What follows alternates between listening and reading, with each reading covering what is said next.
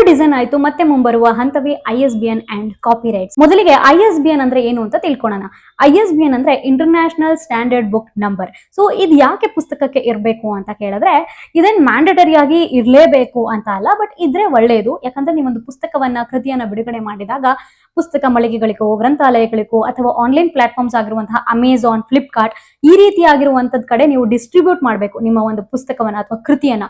So ಇವಾಗ distribute ಮಾಡುವಾಗ ನಿಮ್ಮ ಪುಸ್ತಕದಲ್ಲಿ ISBN ನಂಬರ್ ಅಂತ ಇದ್ರೆ, ಸೊ ಇದೊಂದು ಈಸಿ ವೇ ಆಗಿ ನಿಮ್ಮ ಒಂದು ಪುಸ್ತಕನ ಐಡೆಂಟಿಫೈ ಮಾಡಬಹುದು. ಹಾಗೆ ಒಂದು ಮಾರ್ಕೆಟಿಂಗ್ ಗೆ ಸಿಕ್ಕಾಬಟ್ಟೆ ಹೆಲ್ಪ್ ಆಗುತ್ತೆ. ಸೊ ಹಾಗಾಗಿ ಈ ISBN ನಂಬರ್ನ ನೀವು ಇಟ್ಕೋಬೇಕು. ಇನ್ನು ಸೆಲ್ಫ್ ಪಬ್ಲಿಷ್ ರೈಟರ್ಸ್ ನೀವು ISBN ನ ಎಲ್ಲಿ ತಗೊಳೋದು ಅಂತ ಅಂದ್ರೆ, ಇದಕ್ಕೊಂದು ವೆಬ್ಸೈಟ್ ಇದೆ, ಇಲ್ಲಿ ಹಾಕಿದೀನಿ.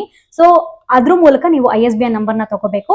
ಇನ್ನು ನಮ್ದೇನಿಲ್ಲ, ಪ್ರಕಾಶನದ ಮೂಲಕ ನಮ್ಮ ಕೃತಿಯ ಹೊರಗಡೆ ಬರ್ತಾ ಇದೆ ಅಂದಾಗ ಪ್ರಕಾಶಕರೇ ಇದನ್ನೆಲ್ಲ ನೋಡ್ಕೋತಾರೆ. ಸೊ ನೀವೇನ್ ಟೆನ್ಷನ್ ಮಾಡ್ಕೋಬೇಕಾಗಿಲ್ಲ. ಈ ISBN ಬಗ್ಗೆ ಹೆಚ್ಚಿನ ಮಾಹಿತಿಯನ್ನ ನಾನು ಇನ್ನೊಂದು ರೀಲಲ್ಲಿ ಕೊಡ್ತೀನಿ. ಕಾಪಿರೈಟ್ಸ್ ಬಗ್ಗೆ ಮಾತಾಡೋದಾದ್ರೆ, ಯಾಕೆ ಈ ಕಾಪಿರೈಟ್ಸ್ ನ ಕ್ಲೈಮ್ ಮಾಡ್ಬೇಕು ಅಂತ ಕೇಳಿದ್ರೆ, ಅಫ್ಕೋರ್ಸ್ ನೀವು ಸ್ವಲ್ಪ ದಿನದ ಹಿಂದೆ ನೋಡಿರ್ತೀರಾ, ಭಾವನಾ ಬೆಳಗೆರೆ ಅವರು ಅವರ ತಂದೆಯ ಒಂದು ಕೃತಿ ಹೇಳಿ ಹೋಗೋ ಕಾರಣ ಇದನ್ನ ಪೈರೇಟ್ ಮಾಡಿರುವಂತದ್ರ ಬಗ್ಗೆ ಮಾತಾಡಿದ್ರು.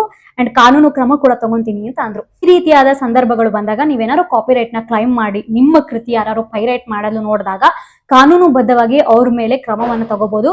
ಸೊ ಹಾಗಾಗಿ ಈ ಕಾಪಿ ರೈಟ್ಸ್ ಅನ್ನೋದು ಅತ್ಯಂತ ಒಳ್ಳೇದು. ಅಂದ್ರೆ again it's not mandatory, but ಇದ್ರೆ ತುಂಬಾ ಒಳ್ಳೇದು. ಸೊ ನಿಮ್ಮ ಕೃತಿಯನ್ನ ಇನ್ಯಾರು ದುರುಪಯೋಗ ಪಡಿಸ್ಕೊಳ್ಳುವಾಗ ನೀವು ಅವ್ರ ಮೇಲೆ ಆರಾಮಾಗಿ ಕೇಸ್ ಹಾಕಿ ವಿನ್ ಆಗ್ಬಹುದು. ಕಾನೂನಾತ್ಮಕವಾಗಿ ಈ ISBN ಅಂಡ್ ಕಾಪಿ ರೈಟ್ಸ್ ಅನ್ನೋದು ತುಂಬಾ ಇಂಪಾರ್ಟೆಂಟ್ ವಹಿಸುತ್ತೆ. ನಿಮ್ಗೆ ಏನಾದ್ರೂ ಪ್ರಶ್ನೆಗಳಿದ್ರೆ ಕಮೆಂಟ್ ಸೆಕ್ಷನ್ ಮೆನ್ಷನ್ ಮಾಡಿ, ನಾನ್ ಮಾತಾಡ್ತೀನಿ.